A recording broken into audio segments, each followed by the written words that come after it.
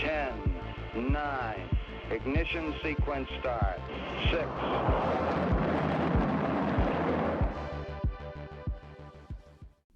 Hello, and welcome to Rocket Fuel, your daily update of everything that's happening in the Rocket Pool community. My name is Whack Attack.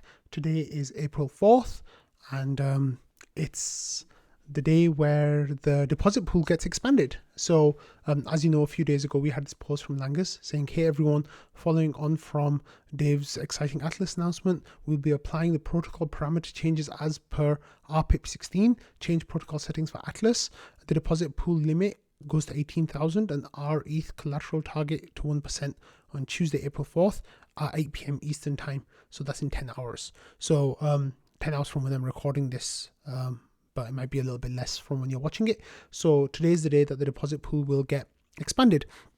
Now that has brought up a whole lot of discussion in the community about how that is going to happen and what shape it's going to take and how it's all going to play out. So Joe made this informal poll yesterday in trading saying 18,000 deposit pool predictions.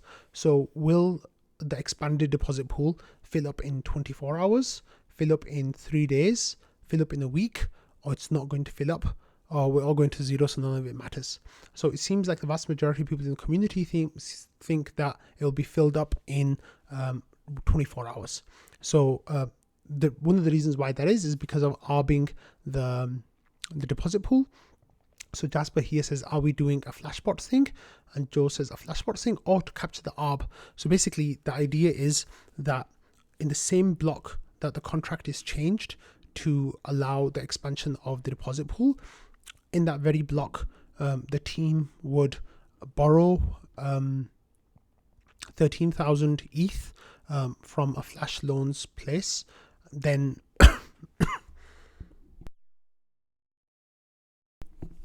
excuse me, borrow 13,000 ETH from a flash loan service, use that to mint our ETH to fill up the deposit pool again, then sell that our ETH on the secondary market to get the premium, basically cash out the premium. So if that was to happen, then the deposit pool would not be filled up in 24 hours, it'd be filled up in one block. So that is the idea that the community seemed to want when we were talking about expanding the deposit pool. However, at the time, the deposit pool was at the time the premium on the deposit pool was a lot higher than it is now, and I guess people are just wondering if it's economical to do it. So that's kind of a discussion that came up. So Joe says that he'll talk to the team about it, and then as team members got back to him, let me see, I guess it was probably Langus. Sorry, I should have had this message open. They were saying that they wouldn't do it because there's not enough there for it to be worth doing. So they said no, because there's not enough for it to be worth it. So A35U said, how much is it going to be worth it? And they said that they'll probably get something like 10 ETH out of the ARB, or maybe 5 to 10 ETH. But then further on, some people in the community, non-fungible Yoakum says it was looking like 16 ETH last night at a lower premium than now with an 8k ETH ARB. It declined the more ETH that was thrown at it, but 8k ETH looked to be about the sweet spot. A balancer can still do a free WETH flash loan. Joe says you can ask them. They just said it wasn't worth the extra complexity. And then Valdov saying it's about 16 ETH yesterday. So Joe says yes, somewhere around there. So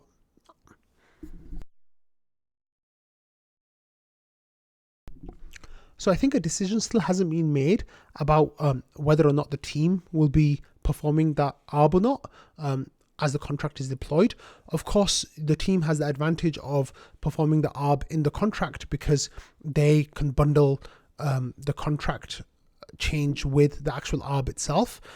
If they didn't do that and there was 13,000 ETH left, space left in the deposit pool, ARB bots would see that right away and see that there was a chance for an ARB, and they would basically pay a really high MEV cost to make sure that they could get the ARB. So it is going to be filled regardless, pretty much, or at least a big chunk of it will be filled regardless. It just depends on whether the team will do that or whether it will be an ARB bot. I don't think that community members will be able to do it because, well, maybe they can, but they'll have to bundle their transaction in the exact right way and then beat out the ARB bots. And the ARB bots, of course, do this professionally. So I don't know if we can beat them or not. So it's either, I guess, the team or the ARB bot. I don't think it'll be any community members maybe that can pull this off. I hope that I'm wrong about that and community members can pull that off if the team decides not to. But I think it'll most likely be full at 18,000 come tomorrow, and that will then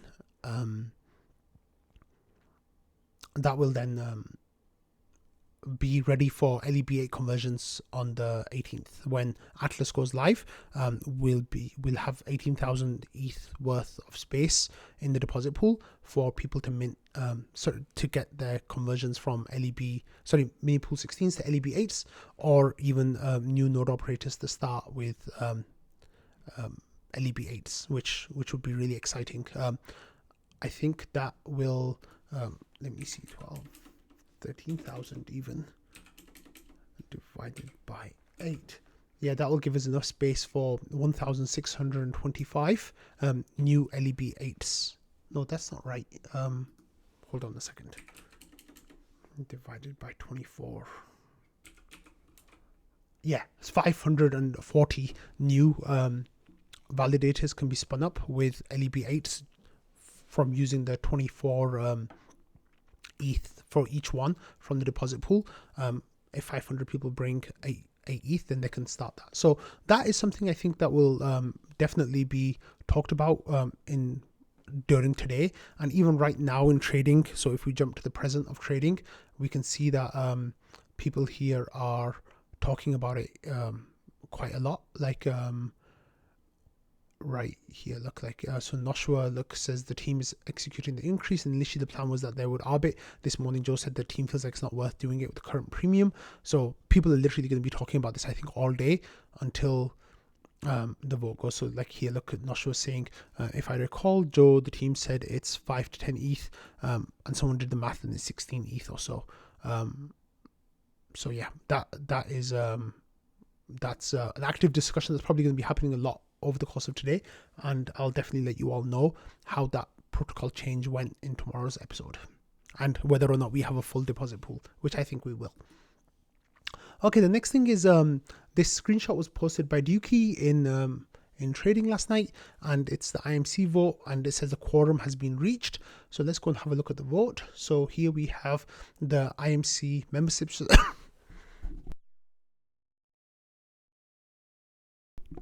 We have the membership selection per RPIP 10, and we have Jasper, who's almost definitely been elected, Waldorf, Langers, Noshua, Denham, Ramana. I think those guys are all pretty much guaranteed now spots. And then non-fungible Yoakum, Whisker, and Phils, I think, will bring out the top 9. I think Dr. Worm and Laserdog and Halzen are just a little bit too far behind to catch up now. Unless, someone really puts their weight behind one of those 3, then they can potentially go up. But it looks like those are the 9 people who will make up the IMC going forward. Like I said, this vote has now reached quorum. It's at 6,400 votes out of 5,700 votes that are needed. So it's over 100%. Joe came in with a big vote. He voted for, let's see who he voted for. 10% for Waldorf, Langers, Whisker, Denham, Jasper, Noshua, Non-Fungible Yoakum, Ramana, Dr. Worm, Phils. So he gave them 10% each. And then Val voted as well. And Marceau voted 80% for Denham, 20% for Jasper. So that's cool. And other people have voted as well. So that's really cool that, people have put their votes out, and that vote will pass now. It still has another 5 or 6 days to go. So, there might be some small changes that happen, but I think that this is pretty much decided now that the IMC vote will be done. So I'll give it a coverage in a few days' time once the vote actually finishes, and I'll come back to collect my PWAP, which I can get from right here for the I voted PWAP. And yeah, it's nice that that's the case there. Okay, next is news of a new community call, saying there's a post from the Rocket Pool Twitter account here saying our next community call will feature special guests Ryan Birkin and Maker Lee from USC Teller. We'll hear their plans to integrate our ETH as collateral in Teller's fixed term loan protocol. I don't know much about Teller. I'm not much of a DeFi person, but they I guess have some kind of service where you can deposit your ETH and get some kind of loan against that. So they'll be coming on the community space to explain what that is. That will be happening on the 4th, which is today at 6 p.m. UTC. So that'll actually be happening in less than like an hour and a half from when I'm recording. So it's likely that this will have happened by the time you listen to this call. So yeah, but definitely check in with that and give it a listen if it's something that you might be interested in. Right, next we had this post from Sung. He says, "Hi Rocket Pool community, just wanted to let you just wanted to let you know that my team and I recently made analysis on Rocket Pool performance over the past year for you on DeFi Map. Would love for the community to check it." So then there's a series of tweets here talking about Rocket Pool, the protocol, and the things that they cover in this little mini report. So they talk about the RETH performance, overall risk and volatility of RETH, and TVL of RETH and percent change of liquidity. So there's a whole bunch of tweets here where they share some data and information about how RETH is holding up quite well. And then I like that there was a little summary given here by Phil cares.reth saying it's the most steady peg, and that survey showed that the Rocket Pool fork are most long-term aligned. So that I think is really the long-term aligned thing. I think is a really cool finding. Of course, the Ethereum Foundation survey showed that as well. Was that the Rocket Pool community are the people who I think it was one of the communities that are most likely to keep holding their ETH and keep staking their ETH. So if you want to give that report a look, there's not too much new in it for those of you who watch Rocket Fuel, but you might find something in there that's interesting for you. Okay, next we had this other update from this person here saying that Rocket Pool token scored 100% with DeFi antivirus. So there's this website here, DeFi antivirus, and or DeFi antivirus, whatever you want to call it, and it basically rates different projects, and the Rocket Pool token got 100% here. Some of their points are there's no vulnerabilities in the withdrawal functions found, there's no re-entrancy risk found, no locks, it's verified source code, all of these different things. So because it has all of these positive features, they give it a rating of 100% or 100 out of 100, and then there's no detractors as well. So there's no old code and there's no dead code, and everything looks good. So they did quite a thorough investigation of the RPL token, and they gave it a perfect score of 100, which is always nice to see. Right, so yesterday we got this person who's a reporter at CoinDesk saying, "Hey, Object and Waldorf, I'm a reporter at CoinDesk. I was wondering if you all had any comments on Coinbase Ventures joining the oDAO, because I knew Coinbase was already involved in the oDAO, but was March 31st the official date they joined, or just a continuation?" So Object here says that's the join date, and then you can see the transaction, and there's a link to the events page of they put their bond through. It says the oDAO vote to initiate them happened before that. Just scroll up in that channel. They were not involved in the oDAO before that, except for preparing their membership. So Object gave really good information about what Coinbase, how they're related to the oDAO. And then this article came out from CoinDesk talking about Coinbase Ventures joins liquid staking protocol Rocket Pool's Oracle DAO. So there was some information in here about how they joined and what the oDAO does, and then there was a quote by Object. So it says pseudonymous Rocket Pool node operator who goes by Object in Discord said they welcome Coinbase Ventures as a member of the Oracle DAO, but also responded to CoinDesk. I personally would like to see more non-US based entities in the oDAO going forward. As it stands, 8 out of 18 oDAO members are based in the US. So this was a nice little article, and it was nice to get Object to mention in that as well. So we got this Chaos then later shared the article saying Object is famous. So that was that was nice. And then Valdov said maybe we should hire Object as our social media intern. I don't think anyone wants to be the intern. That intern works way too hard, for those of you who follow the intern on Twitter. Okay, next we had a couple of things that are not related to Rocket Pool directly. We had this Whiskas shared this tweet from Euler Labs saying, following successful negotiations, all of the recoverable funds taken from the Euler protocol on March 13th have now been successfully returned by the exploiter. So this was like really astonishing news for me personally, because once that money was gone and it looked like it was going through Tornado Cash, I thought that they would never get it back. But it seems as though there's some like weird drama that's happened in the background here. I think it might be the case that someone knew the hacker and was trying to like out them or something. Someone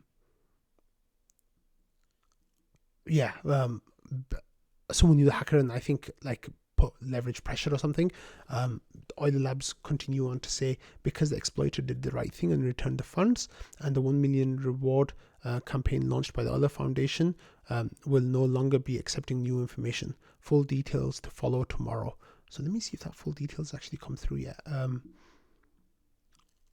No, that's the latest information we have, so we don't have any more information from them.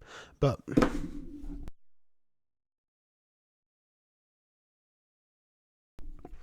it's really great, that this money has come back. Of course, as you know, Euler recently had integrations with RETH that I was really encouraged, like I was really promoting on Rocket Fuel. So I felt really bad when this hack happened, but thankfully the money has now been returned, and I guess the contract is still there. Of course, when something like this happens, trust in the protocol is really, really damaged. So I'm not sure about what's going to happen to Euler Labs going forward, but I feel like the funds I read somewhere were withdrawable and can be given out. So I think that's really great that the money's come back.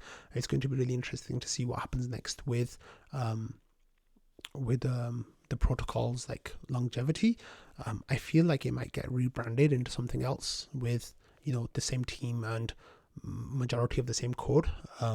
There'll be a name change, rebrand, all that kind of stuff, and new contracts deployed and all of that. And then maybe that's one way forward. I'm not sure exactly how that will go, but it's definitely good that people are going to get their money back. And I'm so happy that the RETH holders who put their money into Euler should hopefully be made whole. So that's great. Okay, I'm finally going to finish on this post from Bossy, who's a Rocket Pool community member. I was talking about something slightly not Rocket Pool related in trading, as people do. People talk about everything except trading here. So Bossy says, does anyone else here struggle to work full-time and be a dad? It's like the system for two working parents while also raising kids is flawed. It feels impossible.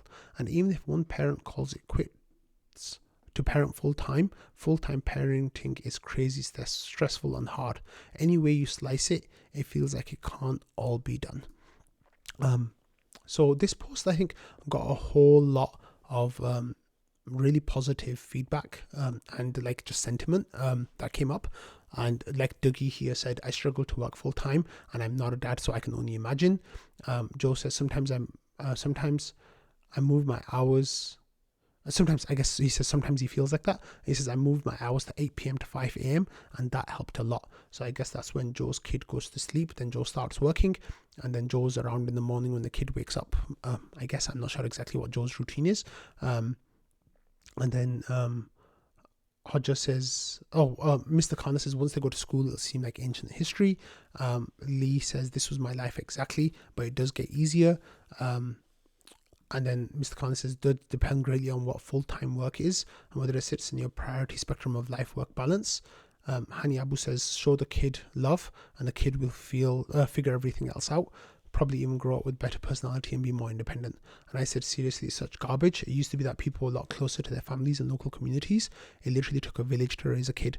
But in the last 50 years or so, it's all about being about the atomic family, and it's garbage. So one of the things that's of course happened is, there's much more emphasis on both parents working now. And I'm not going to, comment on that. Like, I don't want this to get political, because I can definitely get political with this whole issue. It's just the issue that I'm really passionate about, and I feel like families are missing out on really important things with their especially when they have kids, because work just takes up so much of your time and like kind of your soul as well.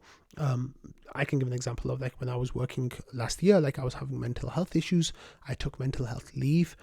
When I went back to work, it was just really tough. Like, I'd come back home and I'd be like a zombie. Like, I'd just want to do nothing, let alone, like, spend quality time with my kid. It was really difficult. But I think this is a sentiment that a whole lot of people in our community feel. There's a lot of dads in here. I'm sure there's some moms in here too.